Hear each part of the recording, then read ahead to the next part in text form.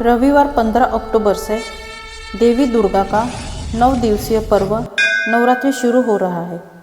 रविवार को घट स्थापना होगी। ये पर्व 23 अक्टूबर तक चलेगा। इस साल देवी दुर्गा का वाहन हाथी है। शास्त्रों की मान्यता है कि नवरात्रि में जब देवी हाथी पर सवार होकर आती है तब ज़्यादा बारिश के योग बनते हैं। आइए जानते हैं इस पर्व की संपूर्ण जानकारी। इस वर्ष शारदीय नवरात्रि पूरे 9 दिनों का होगा और 30 साल बाद दुर्लभ संयोग बनने जा रहा है। शारदीय नवरात्रि पर बुधादित्य योग, शश राजयोग और भद्र राजयोग का निर्माण हो रहा है। इस वर्ष शारदीय नवरात्रि का आरंभ रविवार 15 अक्टूबर 2023 से हो रहा है। देवी भागवत पुराण में बताया गया है कि महालया के दिन जब पितृगण धरती से लौटते हैं तब माँ दुर्गा अपने परिवार और गणों के साथ पृथ्वी पर आती है। जिस दिन नवरात्र का आरंभ होता है उस दिन के हिसाब से माता हर बार अलग अलग वाहनों से आती है। माता का अलग अलग वाहनों से आना भविष्य के लिए संकेत भी होता है, जिससे पता चलता है कि आने वाला साल कैसा रहेगा। वैसे तो देवी दुर्गा का वाहन सिंह है, लेकिन नवरात्रि की शुरुआत में वार के अनुसार देवी का वाहन बदल जाता है। इस बार नवरात्रि रविवार से शुरू हो रही है, इस कारण देवी का वाहन हाथी रहेगा। देवी के इस वाहन का संदेश यह है कि आने वाले समय में देश को लाभ हो सकता है, लोगों को सुख समृद्धि मिलेगी। हिंदू धर्म में शारदीय नवरात्रि का विशेष महत्व है। माँ दुर्गा की उपासना का पर्व साल में 4 बार आता है, जिसमें 2 गुप्तरात्रि और 2 चैत्र व शारदीय नवरात्रि होती है। शारदीय नवरात्रि अश्विन माह के शुक्ल पक्ष की प्रतिपदा तिथि से शुरू होती है। नवरात्रि की शुरुआत रविवार 15 अक्टूबर 2023 से होगी और 23 अक्टूबर 2023 को नवरात्रि समाप्त होगी। वही 24 अक्टूबर विजयादशमी या दशहरा का पर्व मनाया जाएगा। अश्विन माह की प्रतिपदा तिथि 14 अक्टूबर 2023 की रात 11:24 से शुरू होगी।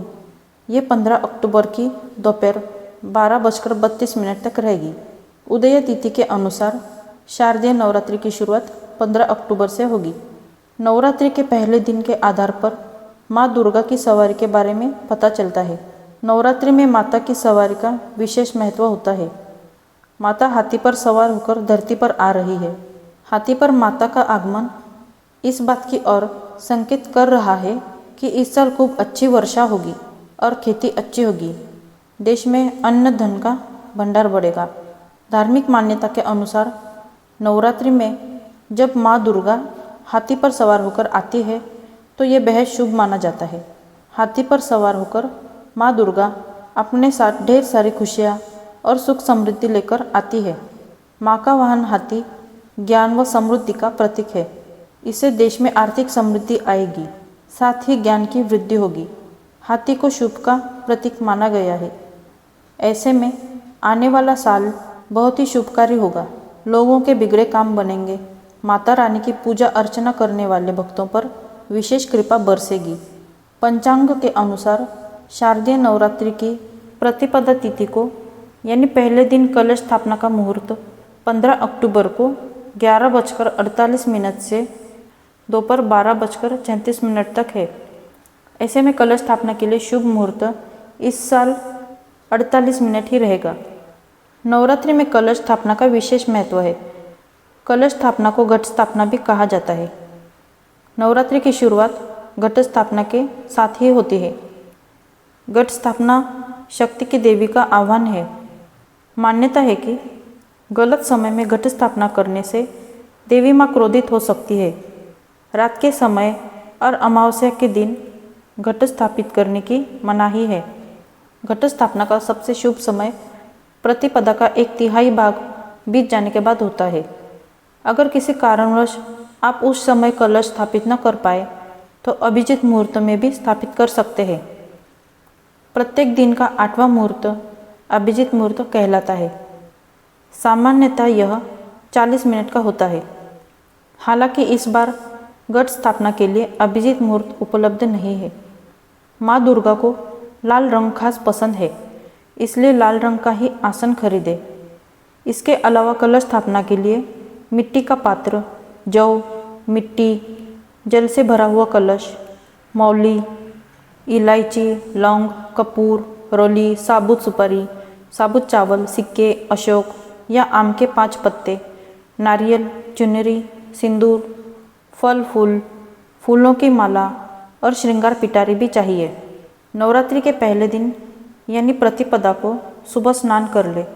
मंदिर की साफ सफाई करने के बाद सबसे पहले गणेश जी का नाम ले और फिर माँ दुर्गा के नाम से अखंड ज्योत जलाए।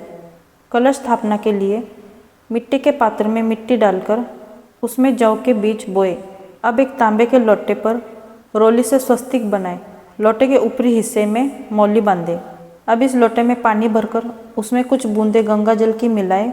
फिर उसमें 1.25 रुपया, दूब, सुपारी, इत्र और अक्षत डालें। इसके बाद कलश में अशोक या आम के 5 पत्ते लगाए। अब एक नारियल को लाल कपड़े से लपेटकर उसे मौली से बांध दें। फिर नारियल को कलश के ऊपर रख दें। अब इस कलश को मिट्टी के उस पात्र के ठीक बीचों बीच रख दें जिसमें आपने जौ बोए हैं।